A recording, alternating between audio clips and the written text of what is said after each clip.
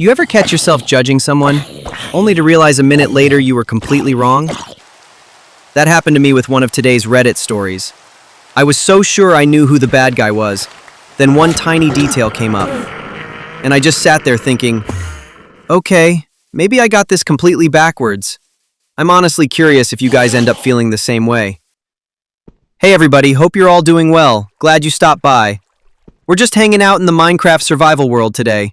I've got a bunch of Reddit stories lined up, and judging by the ones I picked, I have a feeling we're going to have a lot to talk about. So, let's kick this one off.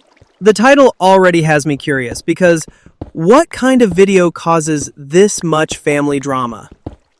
Ite for not taking down my video that was a gift from my best man? I have a sister that's 6 years older than me. My parents for years cancel on me last minute because of my sister. I have a basketball game. Oops, sorry, sister doesn't feel like going out. I am graduating. Oops, sorry, sister had a bad day at work. They have missed both major and smaller events in my life because of her meltdowns. Bro, that's not a one-time thing. That's a pattern. I met the love of my life. We decided to tie the knot. From the beginning, I told my parents how I am worried my sister will ruin another special moment in my life. My mom told me over and over again it would not happen. I mean, I'm hoping this is the story where the parents finally show up. The day of my wedding, I received a voicemail from my mom saying they couldn't come because my sister's dog was sick and she was upset.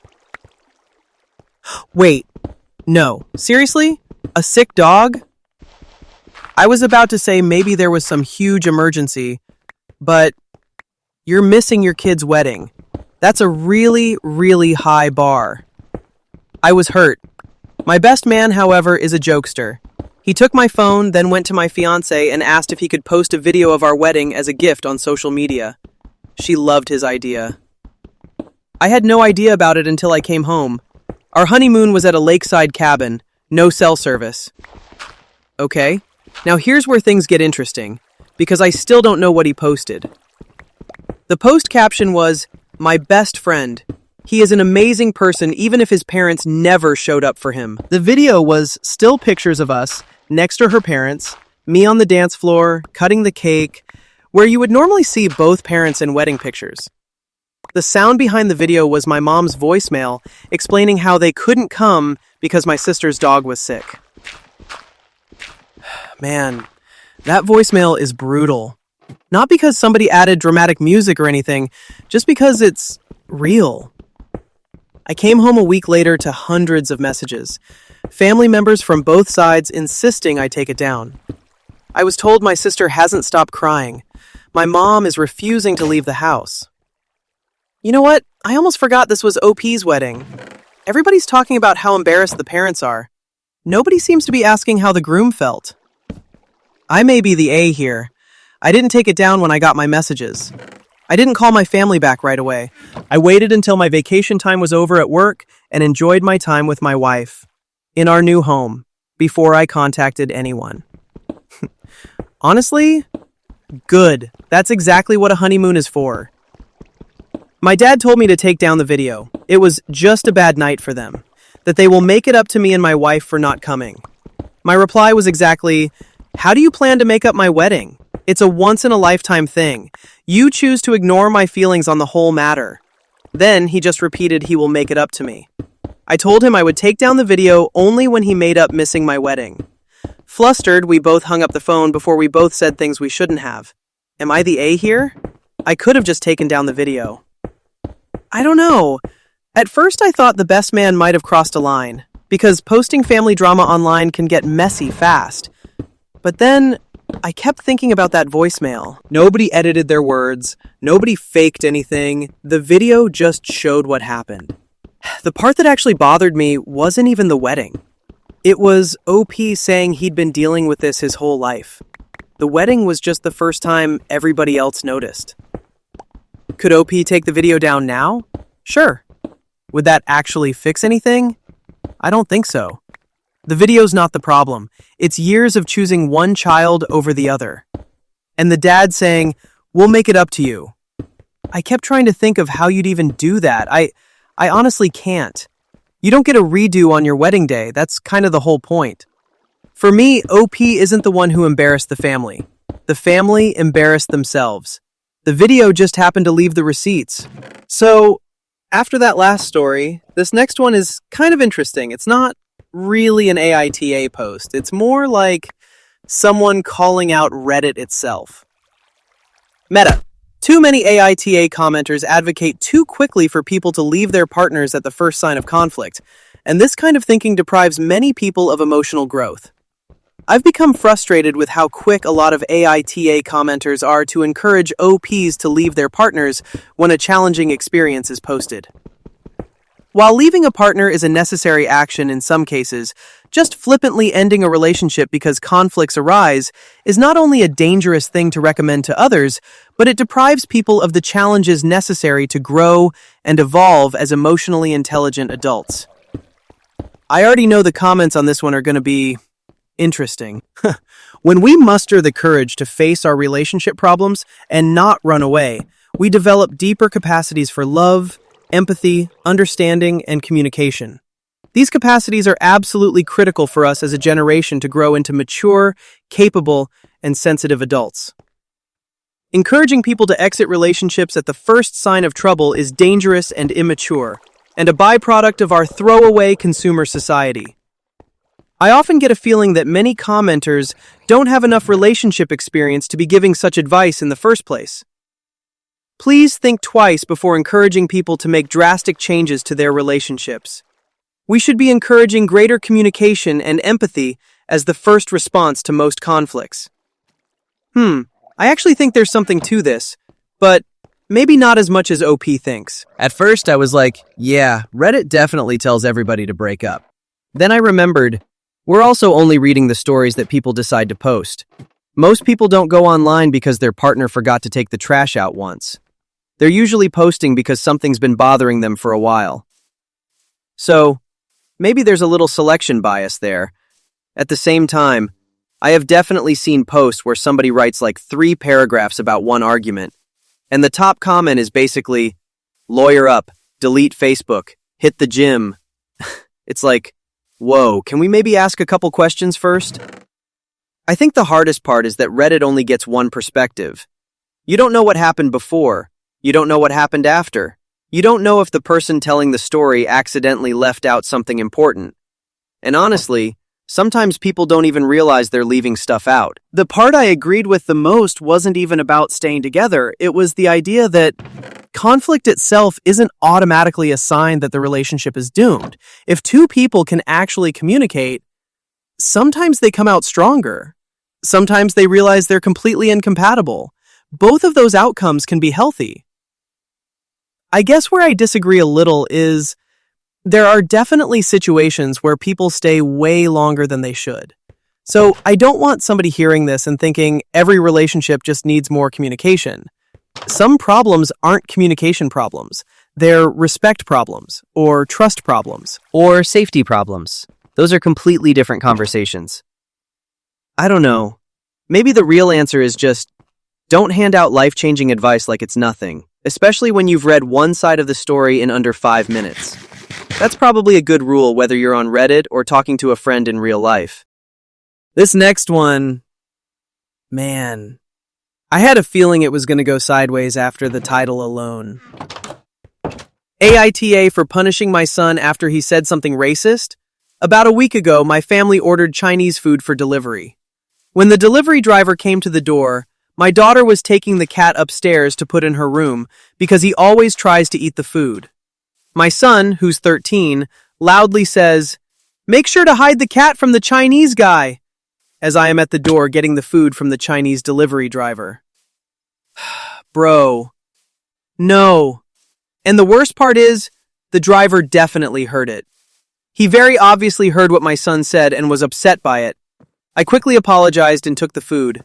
I told my son that racist jokes were completely unacceptable and very wrong, and he refused to admit that he was in the wrong. Wait, actually, that changes it for me. If he'd immediately gone, "Yeah, that was dumb, I'm sorry," this probably would have ended right there.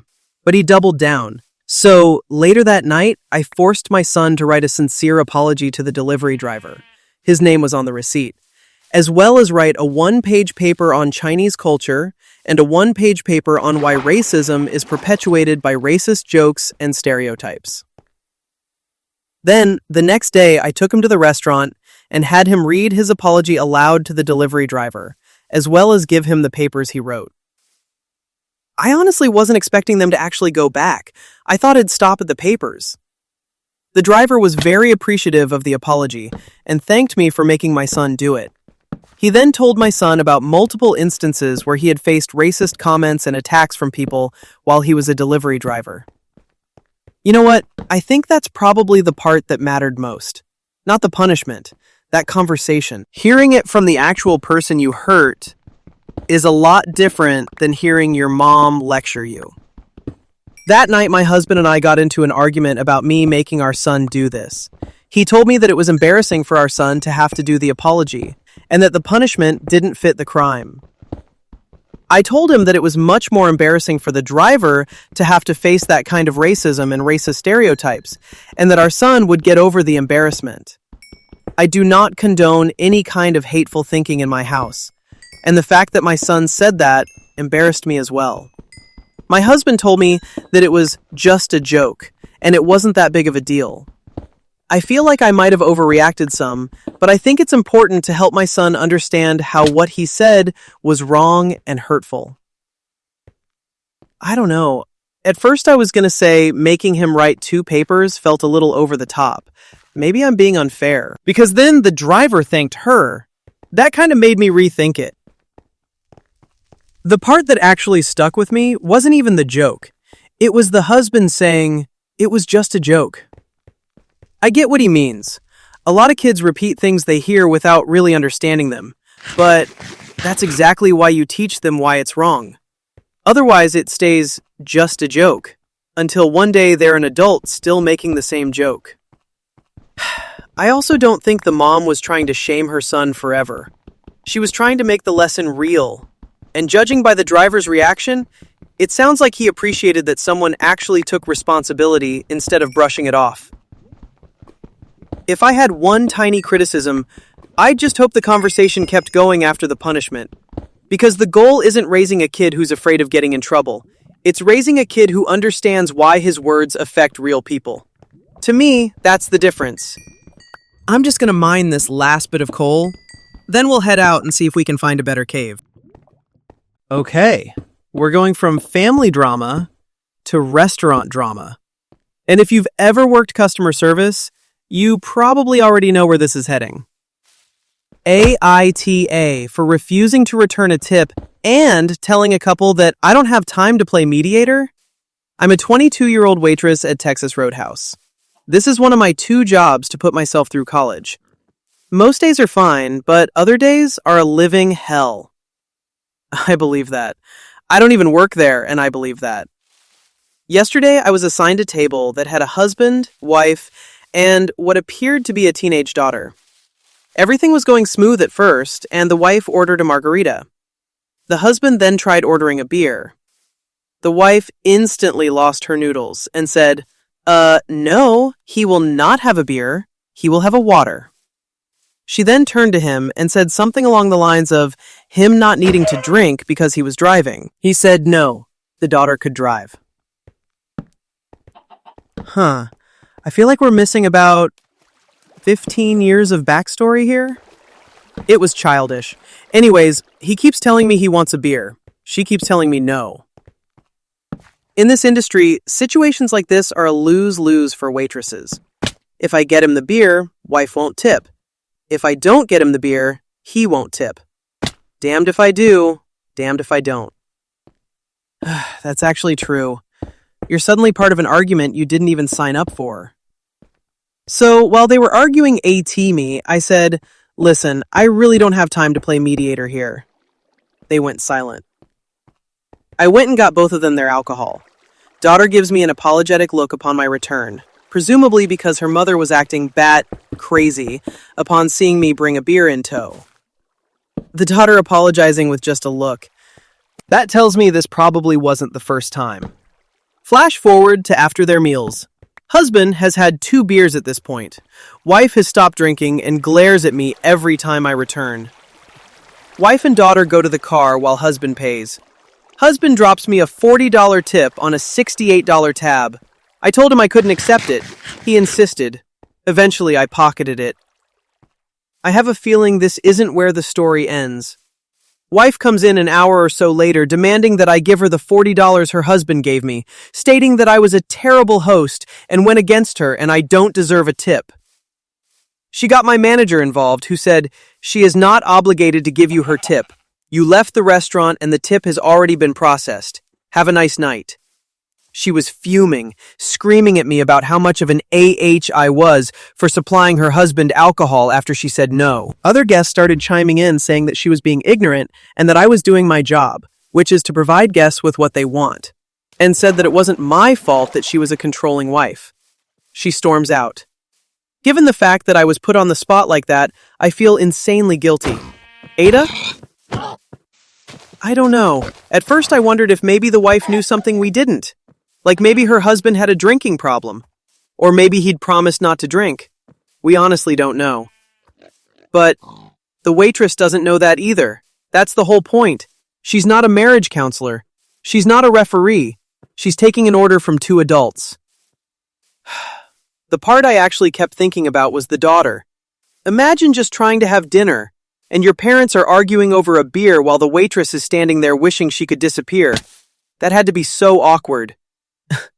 And honestly, the line, "I don't have time to play mediator," I probably would have laughed if I was another customer. Because it's true, she doesn't. Could she have handled it a little differently? Maybe. Customer service usually means biting your tongue. But everybody has a breaking point, especially when two grown adults decide the waitress is somehow part of their argument. As for the tip, no. Once the husband willingly handed it over, that's between him and the restaurant. The wife marching back in an hour later trying to get it back, that's probably the most ridiculous part of the whole story. This wasn't really about the tip.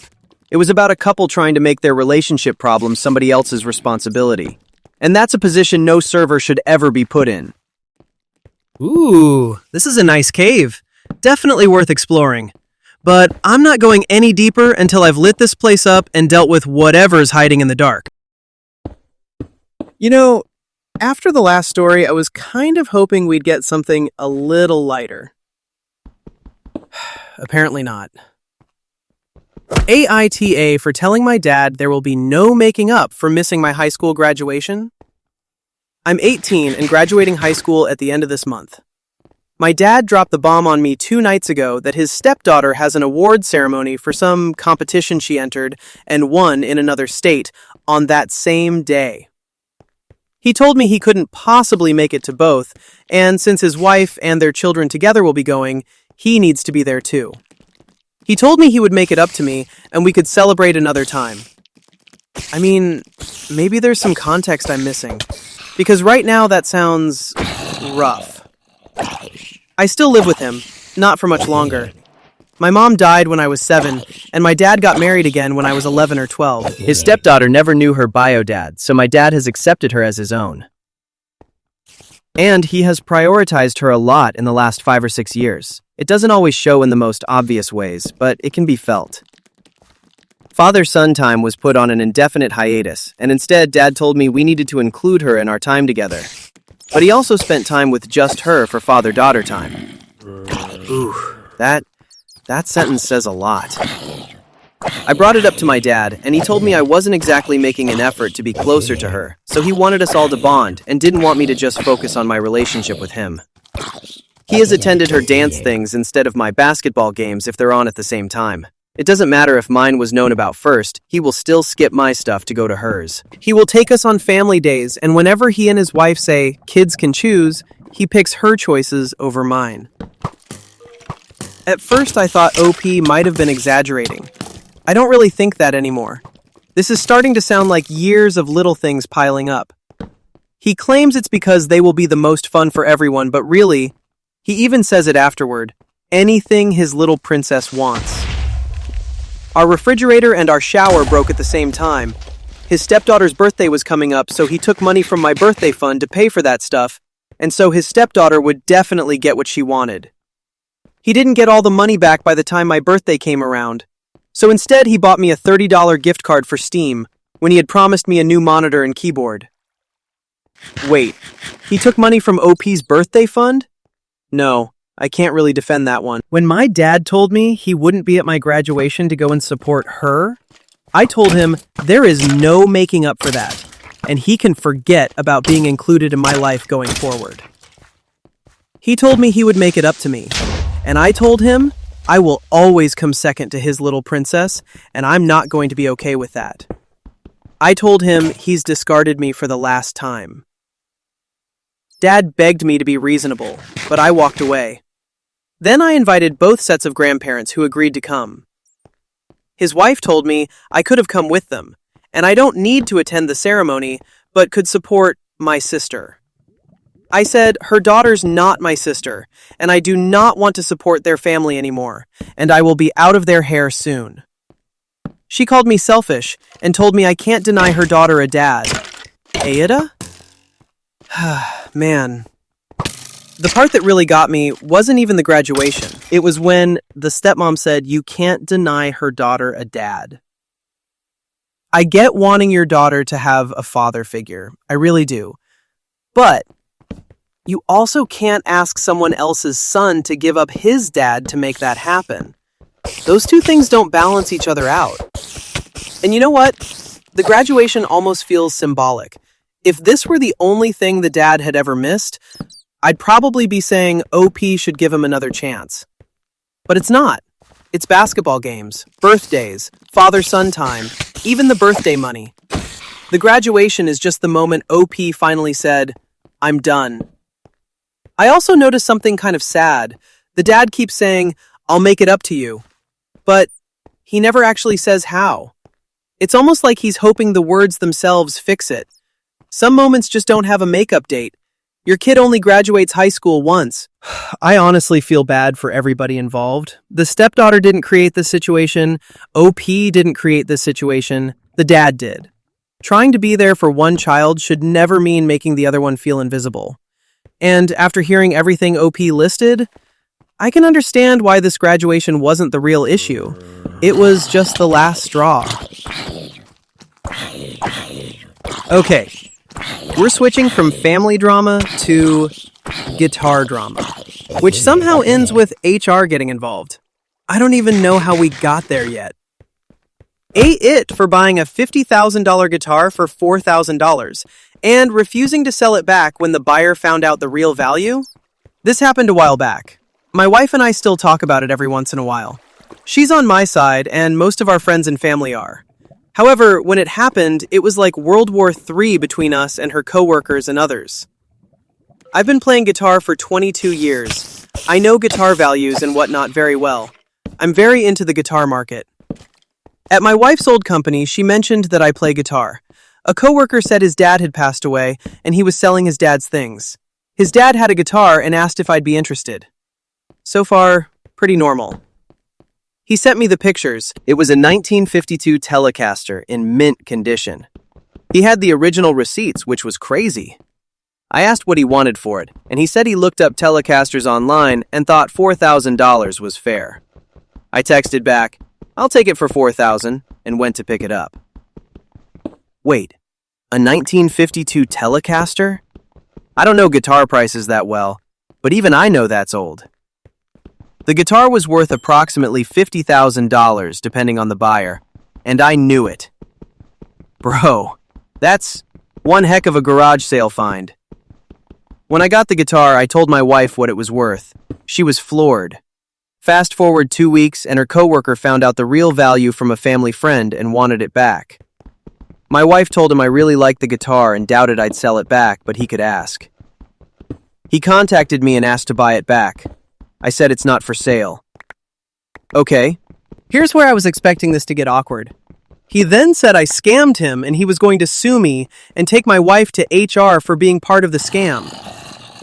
HR said it wasn't their problem. Over the next few months, he made things very uncomfortable for my wife at work. She eventually had to go to HR for harassment.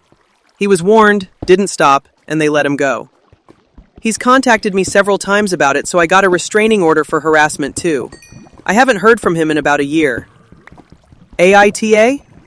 I don't know. At first, I actually thought OP should have said something before buying it. If you know something is worth over 10 times the asking price, there's at least a moral question there. But then, I kept reading. The guy named his own price. Nobody lied to him. Nobody pressured him. Nobody forged anything. He literally looked it up himself and decided $4,000 was fair. The part where I really changed my mind wasn't even about the guitar. It was the harassment. What's your threatening somebody's job? Calling HR. Leaving threatening voicemails. That's way past, hey, I made a mistake. That's a completely different situation. Update. The guy and his dad were not close at all. When I went to get the guitar, he told me he hadn't talked to his dad in 6 years and was actually annoyed he had to deal with the funeral. The dad bought the guitar new and never played it. It was stored in a closet and plays like a dream. I would have maybe considered giving the guy more money or one of my own guitars to sell, but I decided not to after he left a terrible voicemail demanding it back, calling me and my wife names and saying he would do bad things if I didn't give it back. See, that little update actually matters. Because I was sitting here wondering if grief played a role. Sounds like it really didn't. Now, would I personally tell someone if they accidentally listed something for a fraction of its value? Honestly, I don't know. I like to think I would. But then OP made that garage sale comparison, and yeah, that made me stop for a second. We've all heard stories about somebody buying a painting for $20 that's suddenly worth thousands.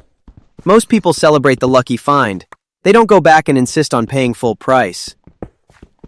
I think everyone's going to draw their own line on that part.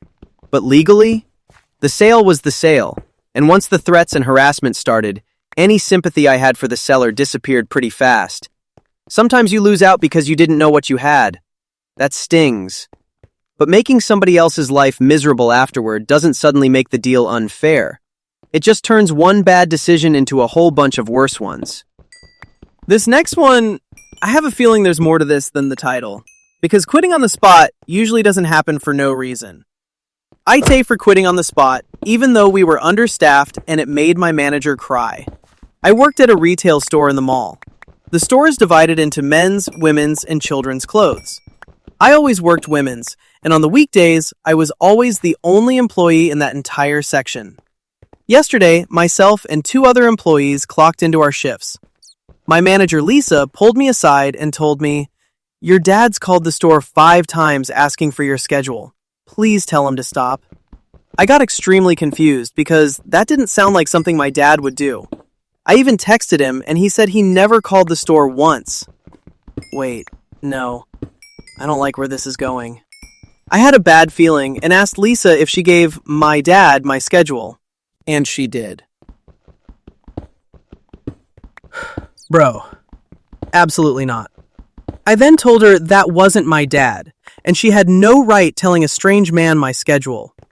She got annoyed and told me that it wasn't a big deal and I was being dramatic. See, that's the part that got me. Not even the mistake, the response afterward. I then quit on the spot, which only left her and 2 other employees to watch the entire store. She kept apologizing and even burst into tears because they were understaffed. AITA? At first, I was going to say quitting immediately might have been a little harsh, because people do make mistakes, but this wasn't accidentally ringing up the wrong size shirt. This was giving a stranger someone's work schedule. That's a safety issue. And when OP questioned it, the manager's first reaction wasn't, "Oh my God, I'm so sorry." It was, "You're being dramatic." That would have completely changed how I felt if I were standing there. I also keep thinking about the fake dad calling 5 times. 5. That's not somebody casually asking what time their kid gets off work. That's weird. Really weird. We don't know who it was, and honestly, that's the part that bothers me the most. Do I feel bad that the manager cried? Yeah, I actually do. Nobody likes seeing someone cry, but I also think consequences can feel awful even when they're deserved. If an employee can't trust you with something as basic as their personal safety, it's hard to expect them to keep working there. The understaffing wasn't OP's fault. The manager created the situation the second she gave out that schedule. Everything after that was just the fallout. Hopefully nothing ever came from that stranger getting the information. because that's the kind of story that could have ended a whole lot worse than someone quitting a retail job. All right, this one feels a little less serious. At least, I hope it is. Although I know people get very passionate about steak. Ada for buying lower grade steaks when my in-laws visit and serving my mom and dad Wagyu. My wife and I live far away from both of our sets of parents. We visit them a couple of times a year and they visit us about the same. My mom and dad love food. They will buy pounds of garlic and leave it in a rice maker for a month to make black garlic. They plan their vacations around amazing restaurants. Okay, those are food people. My in-laws are lovely people, but boiling chicken drumsticks is fancy for them, and they refuse to eat steak that isn't well done. I discovered this the first time I went to their home for dinner. I wasn't even asked how I like my steak. Everyone got a well-done steak.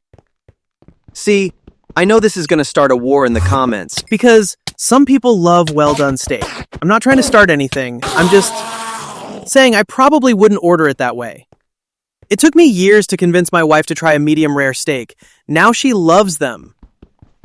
I bought some beautiful prime steak for them when they came over when we moved in together. I made theirs medium well, and I died a little inside. That line got me. Her dad took it back to the grill and destroyed them, so now I buy select grade meat. No, he took it back? Bro! I've been buying some excellent quality Wagyu for when my parents visit. Not every single time, maybe once a year. My wife says I'm being an asshole by not treating both families the same. I don't think I should waste money on great food for them when I know how they will treat it. I don't know. At first that sounded kind of mean, like my parents get the fancy stuff and yours don't. That doesn't sound great. But then I kept thinking about the actual food. If someone genuinely can't tell the difference, or doesn't even enjoy the difference, who is the expensive steak actually for? It's kind of like buying somebody a $1,000 bottle of wine when they only like soda. You're not making them happier. You're just spending more money. The part that made me laugh was OP saying he died a little inside. I feel like we've all got that one thing. Maybe it's somebody putting ketchup on an expensive steak, or breaking spaghetti in half before cooking it, or, I don't know, putting pineapple on pizza. Everybody has one food opinion they're weirdly protective of. Personally, if the in-laws are perfectly happy eating select steaks cooked well done, and they genuinely enjoy it, then honestly good for them. They're eating what they like. The mistake would be buying expensive Wagyu, knowing it's going to end up cooked exactly the same way. I probably would make sure both families felt equally welcome. Same effort, same hospitality, same experience. But the ingredients don't always have to cost the same if the enjoyment isn't the same. Because treating people equally doesn't necessarily mean treating them identically. Sometimes it just means giving people what they'll actually appreciate. And judging by this story, everybody walks away happy. Except maybe OP every time that steak goes back on the grill. This next story, I have a feeling this isn't really about the money. AITA for giving away my grandparents' gift intended for my fiancé. Every year, my grandparents give $300 to their single grandchildren and $500 to their married grandchildren, along with a note that says, to share with your spouse. When opening our gifts this year, I noticed my cousin, who had recently married his gay boyfriend, only received $300 while my fiancé and I received $500. I handed $200 from my envelope to my cousin in front of everyone, which caused quite the scene. Yeah, I had a feeling there was going to be something behind it. My family is very religious and refused to accept gay marriage as legitimate. They refuse to acknowledge his husband as a member of our family and tell him he is going to hell unless he changes his lifestyle. Man, that changes the whole story. I defended my decision by saying, we're not married yet, and they are. I think there's been a mistake.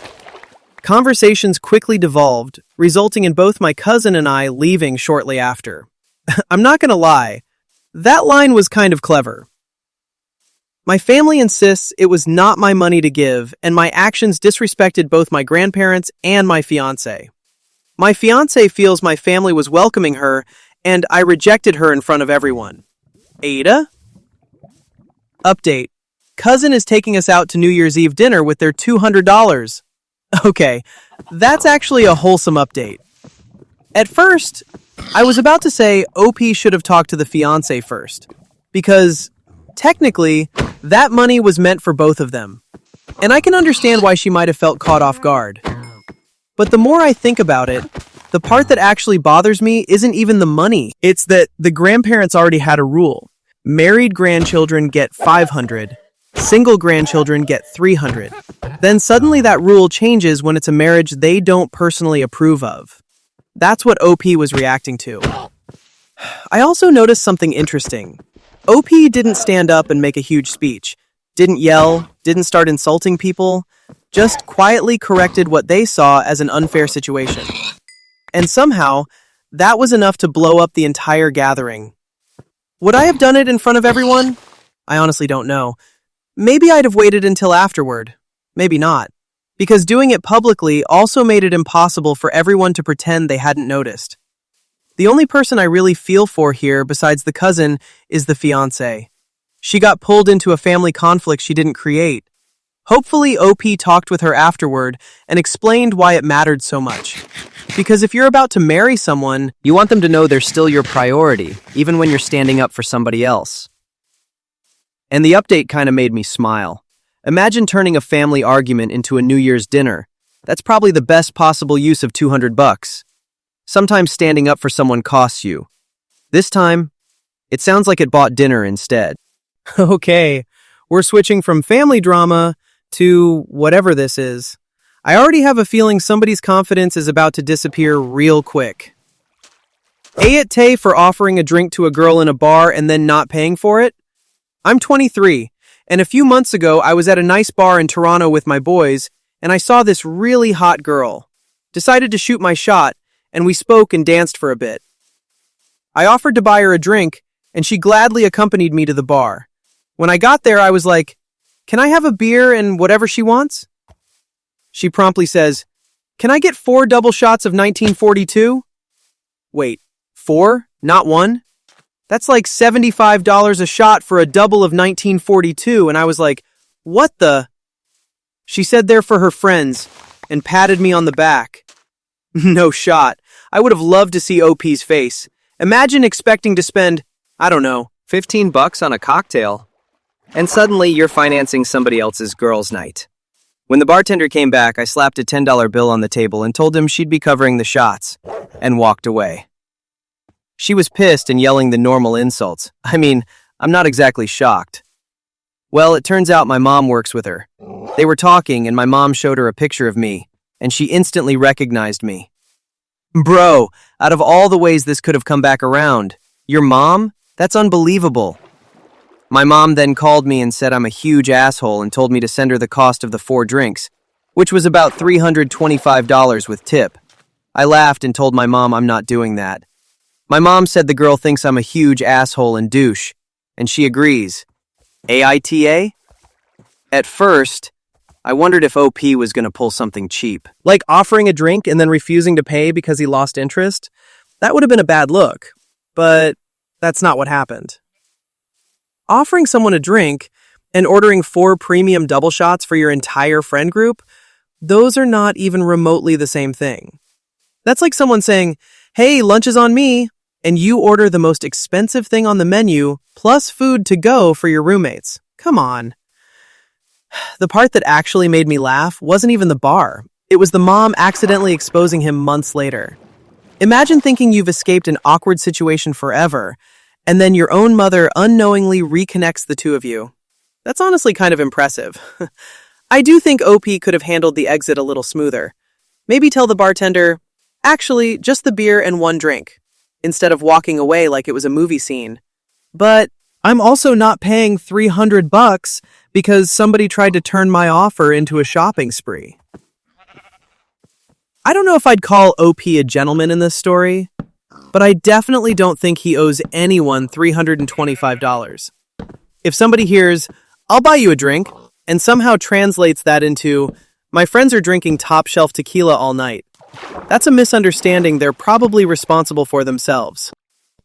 You know, I don't think I've ever seen this many family arguments in one video. But this one, I have a feeling it's less about the car than it is about everything around it. AITA for telling my parents I won't drive my brother to school unless he is more hygienic because his smell literally makes me sick. I'm a high school senior and my brother is a high school freshman. I have a car that I bought with money I'd saved from work, and I pay my own gas. However, my parents pay my car insurance, so they said driving is a privilege for me, not a right. They said I need to drive my brother to school even though there's a bus. The problem is that I get motion sick easily, even when I'm driving. Too much driving makes me vomit, and bad smells when I'm in a car make me feel ill too. I actually know people like that. Some people can read a text message in the passenger seat for 5 seconds and they're done. Anyway, I can handle the drive to school on my own fine, but when my brother is with me, I literally feel so sick because of his body odor, even with the windows open. Bro. My friend told me I should make a checklist of what my brother needs to do before getting in my car in the morning. Have a shower with shampoo and soap, brush his teeth, put on deodorant, wear clean clothes including underwear and socks. Remember to use shoe antifungal spray. Right now, he likes to sleep until the last minute, skip showers most days, pick clothes up off the floor to wear, and skip brushing his teeth.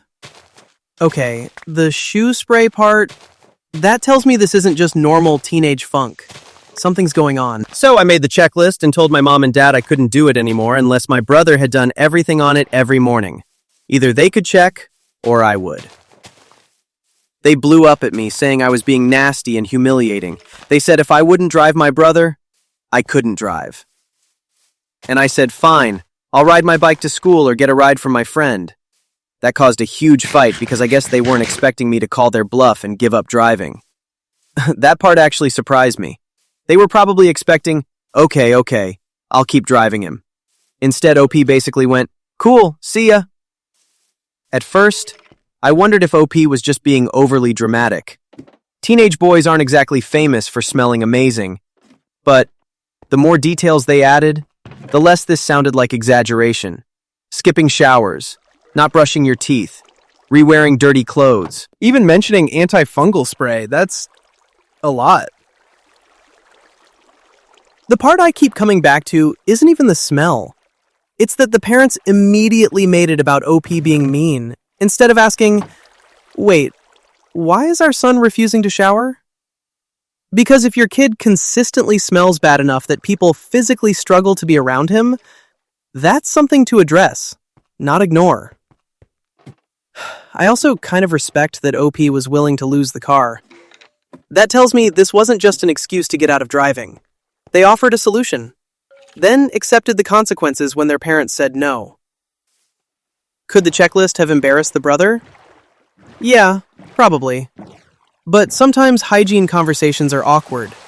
That doesn't automatically make them wrong, especially when the issue has gotten to the point where people are getting nauseous in a closed car. I also have to laugh a little imagining the parents' faces when OP chose the bicycle instead. That bluff lasted about 2 seconds. This feels like one of those situations where everybody's arguing about the ride to school, when the real issue is standing in the bathroom mirror with a bar of soap. This next one, I feel like the title is leaving out something important. Let's find out. A ITA for still going to my dental appointment after my husband tried to get me to reschedule. So I'm 34 and I was having a horrible toothache. I'd taken medication to ease the pain, but it was bad. Like, you need to go to the dentist bad. I scheduled an appointment and was told to come yesterday. My husband's best friend Terry got into an accident and injured his knee. He's been staying with us for several weeks. My husband looks after him because he lives alone and needs assistance. Okay, so far, that sounds pretty reasonable. Helping out a friend after an injury is a nice thing to do. I welcomed him into our home, but found myself having to clean up after him, bring him medication, and cook for him. And if I took too long to get something done, he'd call my husband and basically tell on me, which made my husband mad. Wait, what? I honestly wasn't expecting that. My husband says it's temporary and that since I'm home 24/7 while he's working, I should help care for his friend. It has become overwhelming because now I can't leave the house if my husband isn't there with his friend. See, I don't think this story is really about the dentist anymore. It's about the husband quietly volunteering his wife to be someone else's full-time caregiver. I told my husband about my dental appointment the night before. He pitched a fit, saying I couldn't leave Terry home alone. I suggested he take time off work. He said it was too short notice. I suggested nothing. He suggested I reschedule. I even showed him how swollen my face was. He told me to wait another day. No, absolutely not. Tooth pain is miserable. Anybody who's ever had a bad tooth knows it doesn't magically get better because someone tells you to wait. He went to work early, and I decided I was still going. Terry saw me leaving and asked where I was going. I said, to the dentist. He raised his voice and told me to go back upstairs and cancel. Bro, you're the guest. My mom was waiting at the door. She stepped in and started arguing with him, asking who he thought he was. He threatened to call my husband if I left. I left anyway. He called my husband. My husband called me over and over for 2 hours until I turned my phone off. Instead of returning home, I stayed with my mom because I was in tremendous pain. My husband started yelling, calling me stubborn and irresponsible for leaving his injured friend home alone. He says I'm hiding behind my mom and need to come home and deal with the consequences. You know what's funny? I almost forgot Terry only hurt his knee. The way everyone was acting, I started picturing somebody hooked up to life support. He's injured, not helpless. The part that actually bothered me wasn't even Terry, as rude as he was. It was the husband. Because every single responsibility somehow became OP's responsibility. His friend. His decision to let him stay. His expectation that she'd provide care. Then, when she needed medical treatment herself, that suddenly wasn't important anymore. And here's something I keep thinking about. If the husband couldn't miss work because of short notice, why was it perfectly acceptable to expect OP to miss her healthcare appointment? Nobody seemed concerned about the fact that she was in obvious pain. They were only concerned about who was going to wait on Terry. I also have to give a little credit to OP's mom. Showing up, watching some random guy try to order her daughter back upstairs, I probably would have reacted exactly the same way. This whole situation feels so bizarre. A guest somehow became the manager of the house. The husband treated his wife like unpaid staff. And the only person acting like a normal adult was the one going to the dentist.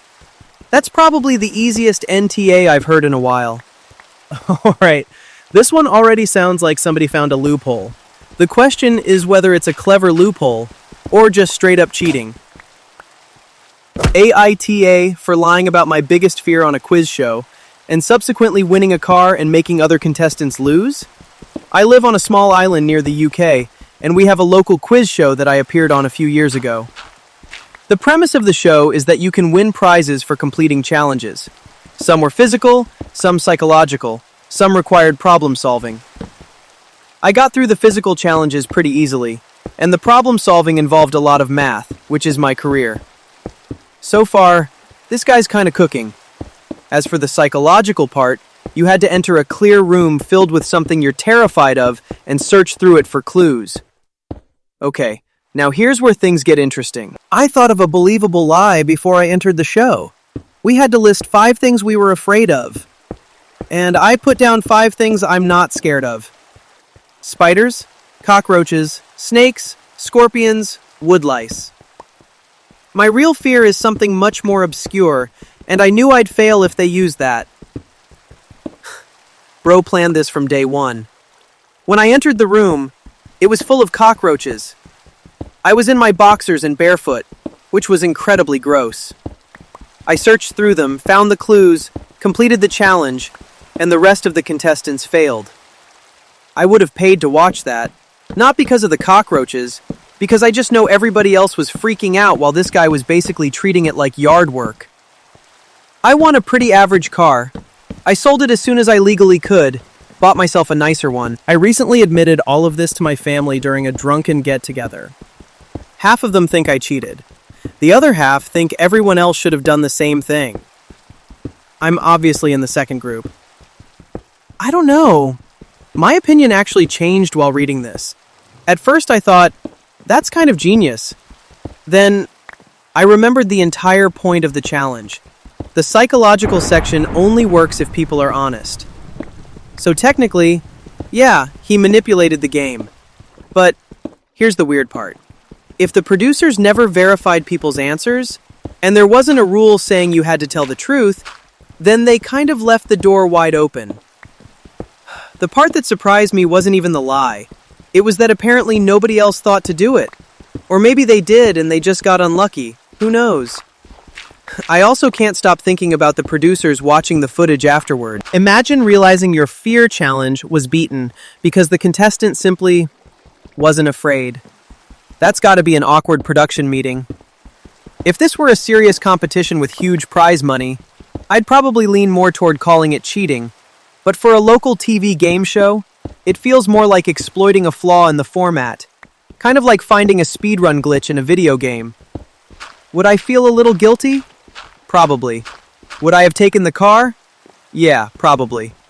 The real lesson here isn't don't lie. It's that if your entire game depends on contestants being honest, you should probably have a backup plan when someone decides not to be. This next story, I feel like somebody's about to fumble a perfectly good family relationship. Let's see who it is. WIBTA if I go on vacation instead of my brother's wedding? My brother Tom and I have never had a really solid relationship. There's a 10-year age gap between us, and by the time I was old enough to really have a personality, he had already moved out. For the last 2 years, my brother and his fiancée Sarah have been planning their wedding. I was asked to be a bridesmaid. I figured it was mostly because I was about to become family, but I still took it seriously. I've been a bridesmaid for 2 years. A few weeks ago, I finally saved enough money to buy the $800 bridesmaid dress. Overall, between parties, dinners, outings, clothes, and everything else, I'd spent thousands of dollars. 2 years. That's a long commitment. Eventually, all the bridesmaids became really close, and I actually got excited for the wedding. Then Sarah became close friends with her brother's wife, Becky. Last week, she told me she no longer wanted me to be a bridesmaid. She wanted Becky to take my place. Ouch, that's rough. I told her it was her wedding, and that was her choice. The next day, I went to pick up my bridesmaid dress so I could return it. Sarah looked shocked. She said Becky was going to wear it because we're the same size. Wait, seriously? I said that was fine, as long as they paid me the $800. Sarah said Becky couldn't afford it and asked if I could just be nice. They said I could keep the dress after the wedding. No, I don't think that's how borrowing works. I refused. They offered me $250 instead. I still refused. I returned the dress and got my full refund. They then offered me the role of assistant flower girl. Bro, I actually thought I misheard that. Assistant flower girl? What does that even mean?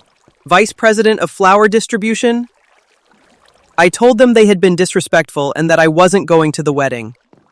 Then my coworker offered me a discounted trip to Miami during the exact week of the wedding. So, would I be the asshole if I went to Florida instead? At first, I was ready to say, just go to the wedding anyway, because sometimes it's easier to avoid family drama. But the more details came out, the worse this looked. Being replaced is one thing. It would still hurt, but it is their wedding. Trying to keep your $800 dress afterward, that's the part where I completely lost sympathy. And then, offering assistant flower girl. I honestly can't tell if they were trying to fix things or making them even worse. Because if somebody demotes you after 2 years, giving you a made-up consolation role probably isn't going to help. The part I keep thinking about is all the money OP already spent. Not just the dress, 2 years of events, time, travel, celebrations. That stuff adds up. Would going to Miami make a statement? Absolutely. Would it be petty? Maybe a little. But here's the thing. Not every petty decision is automatically the wrong one, especially after someone else lit the match first. If I were OP, I'd probably enjoy the beach. Not because I wanted revenge, but because I'd rather spend that week somewhere I actually felt wanted. And honestly, I have a feeling the photos from Miami would end up looking a whole lot happier anyway. Well, we've officially reached the last story, and after everything we've read today, I have a feeling this one's either going to be really wholesome or an absolute disaster. AITA for telling the truth in the wedding toast? I'm a 30-year-old male and my best friend got married last week. I recently bought a house. My wife is expecting our son in November, and money's been a little tight. I told my friend I'd do what I could. I went to the bachelor party. I rented the tux, paid for mine and my wife's dinner at the rehearsal dinner, and I even had a $300 wedding gift ready. But we're getting to why they never got it. Now I'm curious. The bride texted me multiple times a day. She told me my wife was not allowed to talk about our pregnancy because she didn't want anyone paying more attention to that than to her. She also made it clear she wasn't ordering any special food for my wife, even though nobody had asked her to. Okay, that's already a little much. She then said I wasn't helping the groom enough, that I should be helping with favors, seating charts, programs, and even thank you notes after the wedding. She suggested that if I were a true best man, I'd pay for the bar bill. Hold on. The whole bar bill? That's ambitious. She wanted to approve my speech beforehand, told me I wasn't allowed to tell stories that didn't include her, no inside jokes, no old memories, and if I needed more material, she literally suggested I make things up. This next part genuinely caught me off guard. Her final text told me to make sure my wife didn't cause a pregnancy scene, and to wear a dress that hid the pregnancy as much as possible. Bro, your wedding doesn't pause someone else's life. People are still, pregnant. I spoke to my friend, hoping he'd calm things down. He told me, just play ball this one time, it's her day. Cut me a break. I'll be dealing with her nonsense for the rest of my life. I was annoyed, but I let it go. On the wedding day, the bride and my buddy spent the day barking orders at me. I went to the bar for a drink. The bride's mother walked over and warned me not to get drunk because I'd already ruined her daughter's day enough. No, that would have been my breaking point too. I decided not to give them the $300, and during my speech, I quoted my friend directly. He'll be dealing with her nonsense for the rest of his life. I wished them the best, and told him I'd always be there for him, especially during the divorce. I can't even imagine the silence after that. At first, I was completely on OP's side. The bride sounds exhausting, and the groom wasn't exactly helping, but that toast? Man, that's the nuclear option. There are some things you just can't take back once you've said them into a microphone in front of both families. Did they treat OP badly? I'd say yes. Did the bride sound incredibly controlling? Also yes. But the wedding toast wasn't really the place to settle that score. The part I feel worst for is honestly everyone else sitting there. Imagine you're just trying to enjoy dinner, and suddenly the best man predicts the couple's divorce in front of grandparents, coworkers, and relatives. That's one awkward reception. If it were me, I probably would have given a much shorter speech, kept it polite, skipped the cash gift, then quietly backed away from that friendship afterward. Sometimes walking away says more than blowing everything up. And judging by today's stories, a lot of problems would have been solved if people had just talked to each other a little earlier. That wraps up today's Reddit stories. If you made it all the way to the end, thanks for hanging out with me. I'm really curious which story stuck with you the most, so let me know down in the comments. And if you were in any of these situations, what would have you done differently? If you enjoyed the video, don't forget to leave a like. And if you're new here and want more Reddit stories while we chill in Minecraft, make sure to subscribe. Thanks again for watching. Take care, and I'll see you in the next one.